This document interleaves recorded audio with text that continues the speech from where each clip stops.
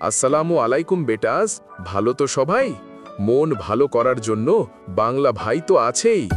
আজকে আবারও চলে আসলাম তোমাদের জন্য নতুন কিছু তথ্য নিয়ে। আশা করি উপকার হবে তোমাদের।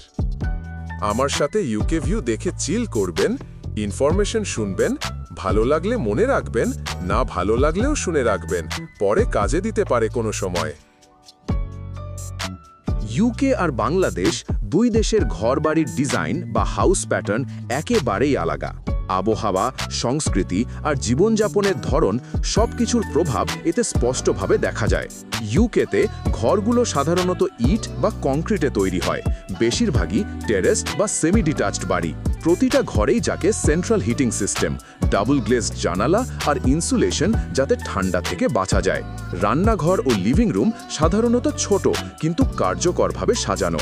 ছাদ ঢালু, যাতে বৃষ্টি বা তুষার সহজে গড়িয়ে পড়ে।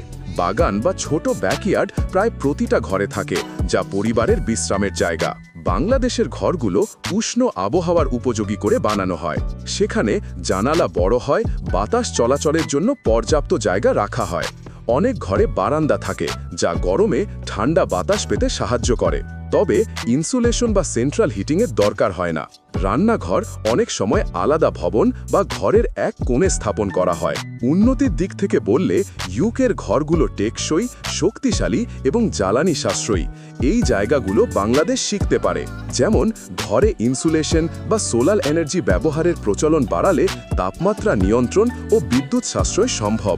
অন্যদিকে ইউকে শিখতে পারে বাংলাদেশের খোলা ডিজাইন, প্রাকৃতিক আলো আর বাতাসের ব্যবহার থেকে।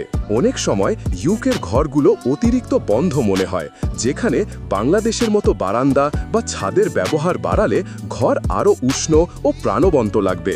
সুতরাং দুই দেশের ঘরবাড়ির ধরন আলাদা হলেও একজন আরেকজনের কাছ থেকে শিখে নিলে উভয় জায়গার লিভিং এক্সপিরিয়েন্স আরও সুন্দর ও ভারসাম্যপূর্ণ হতে পারে। তো এই ছিল আজকের জন্য। আবার কালকে আরও কিছু ইনফরমেশন নিয়ে আসবো তোমাদের জন্য। সাবস্ক্রাইব করে সাথে থেকো আর বলবে কি ইনফরমেশন উপকার হবে বেশি। ধন্যবাদ বন্ধুরা।